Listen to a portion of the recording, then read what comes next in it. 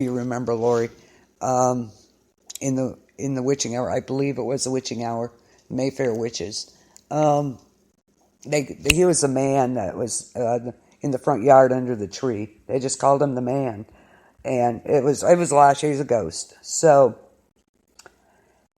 I just love Lasher and Taltos, and that was part of the.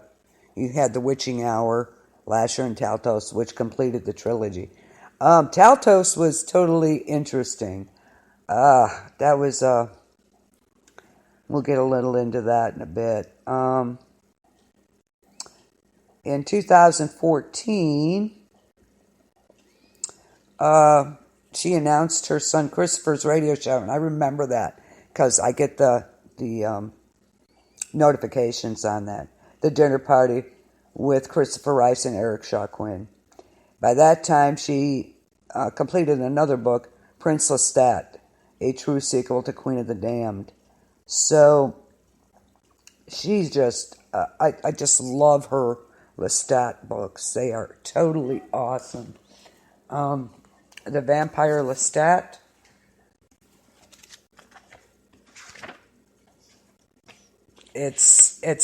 I have it right here. It is totally awesome. And I loved it. I absolutely loved it.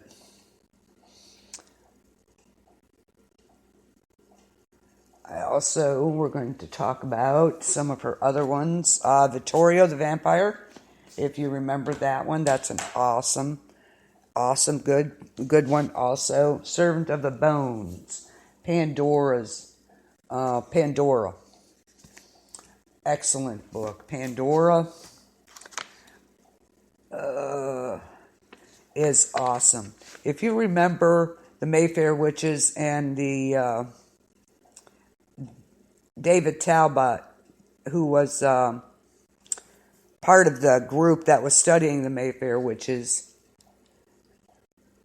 he has set out to become a chronicler of his fellow undead. And the novel opens in present-day Paris in a crowded cafe where David meets Pandora, who is 2,000 years old, a child of the millennia, the first vampire ever made by the great Marius. And David persuades her to tell the story of her life. And she doesn't really want to, but she does. And then she grows to really get into it with passion, to recount her tale. It takes us through the ages, from Imperial Rome to 18th century France to 20th century Paris and New Orleans. And she carries us back to her mortal girlhood in the world of Caesar Augustus. This is where Pandora meets and falls in love with the handsome, light-hearted, and mortal Marius. This is the Rome she is forced to flee in fear of assassination, plotting to take over the city. And as we follow her to the exotic port of Antioch, she is destined to be reunited with Marius, who is now immortal and haunted by his vampire nature. And she will get the dark gift from him. And they set out on their wonderful adventure. Pandora. Excellent, excellent book. I love that book. I love all her books, I have to say. Me too, actually, Laura, and I need to really read them again. But I want to get her, I read the last one, I have it. But I haven't, I want to read that first, and then we'll see where I'll probably have to take another journey through the Vampire Chronicles and the Mayfair Witches. I wore out the Witching Hour. I read it so much. And that's the hardback, and I about wore it out. Speak.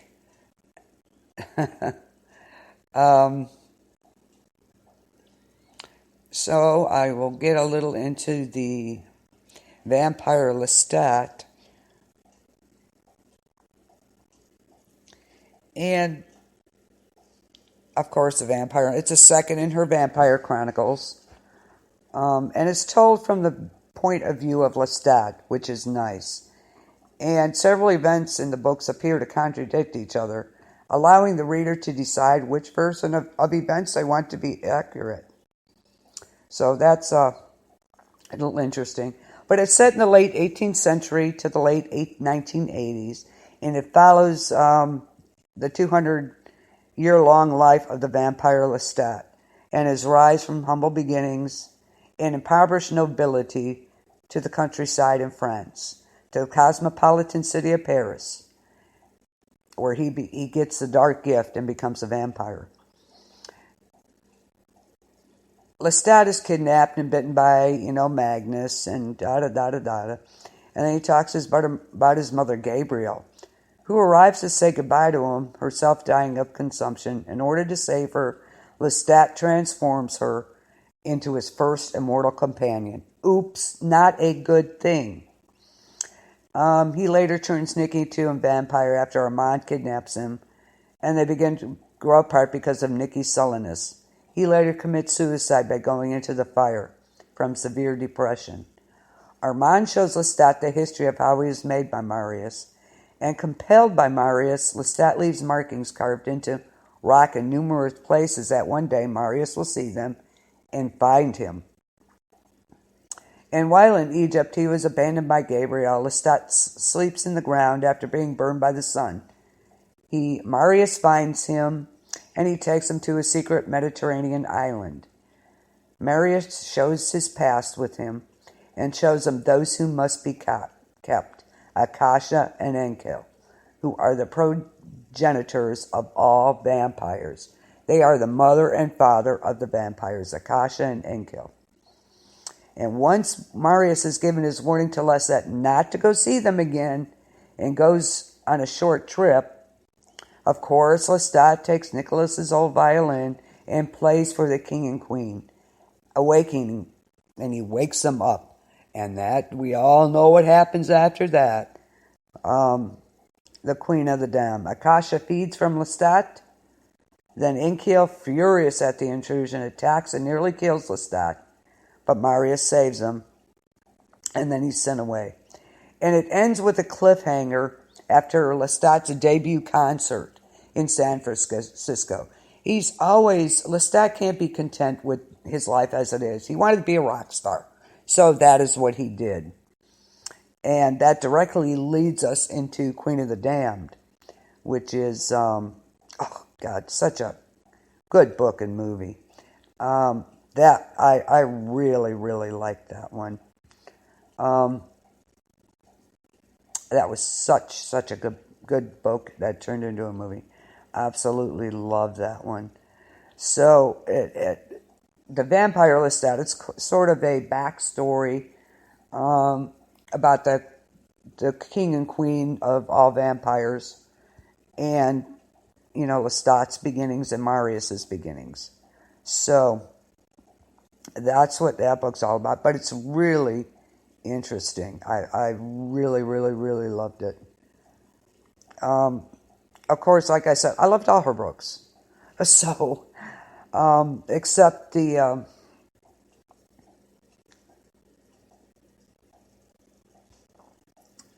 erotica. I'm not so into that so much. Yeah, I know, that movie was so marvelous. Like I said, Peter Townsend, and it was so good, so good, so good, so good.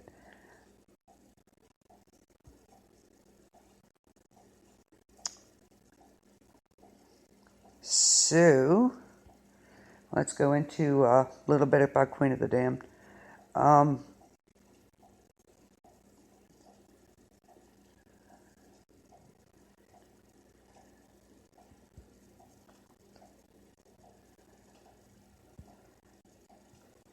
And if you were, of course, Lestat had to be different. He had to go with the violin and wake him up. At first, they didn't wake up. He didn't see anything. I think he went back several times. And all of a sudden, he noticed that it's like they moved. It's like they were becoming more alive. Unfortunately, Kasha really woke up. So bad for the people, that's for sure. Because she wanted to be queen of all. get rid of people were food. That was it. So, but boy, she was wonderful. And it's the third book in the series, and it's a continuation of the story from the cliffhanger. It was published in 1988. And the next one after this is The Tale of a Body Thief, which was interesting in itself. If you haven't read that, please do. So this one follows several different people over the same period of several days. Several of the characters appear in the two previous books, including Armand, Daniel, the reporter, Marius, Louis, Gabriel, and Santino. And it tells a different story about a different person or the group of people. What unifies these together is a series of dreams about red-haired twin sisters and the fact that a powerful being is killing vampires around the world by means of spontaneous combustion. And we all know who that is. Pandora and Santino rescue Marius. He had a telepathic call for help. He informs his rescuers Akasha has been awakened by Lestat. Sort of. It wasn't totally by his violin. His rock music woke her up. And he joined a band of mortals whose names are Alex, Larry, and Tough Cookie. Akasha destroys her husband and Keel and plots to rule the world. There you go. And she is also revealed as a source of the attacks on the other vampires. She wants to be the only, the number one vampire. No other leaders, no other older vampires. She wants to be numero uno. And Jessie Reeves, she's a member of the Talamasca and a relative of Maharet, and is mortally injured while attending the concert.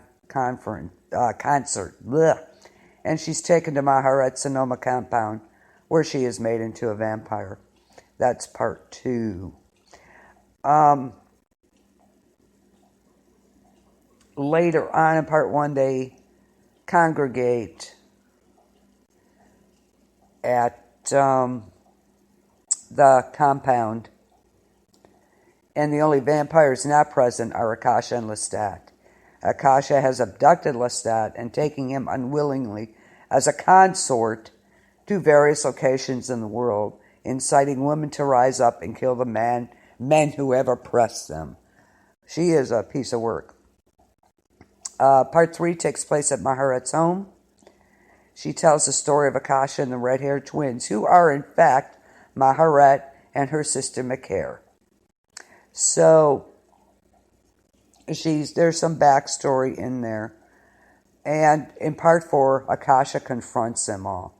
She explains her plan and offers a vampire to be her angels in the new world.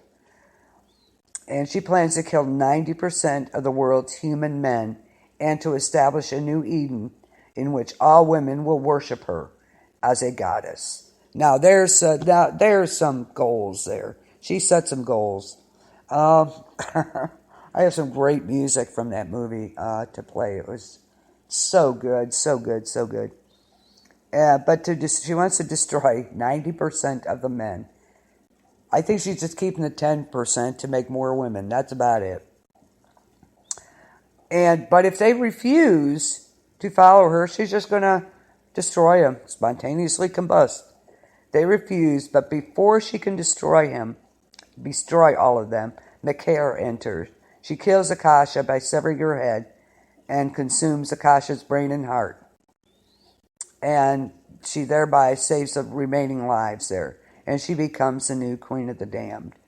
But in part 5, the vampires leave Maharet's compound and assemble at Armand's resort, the Night Island, which was inspired by Fire Island. And they eventually go their separate ways. And Lestat takes Louis to see David Talbot in London. And you meet David Talbot in the witching hour.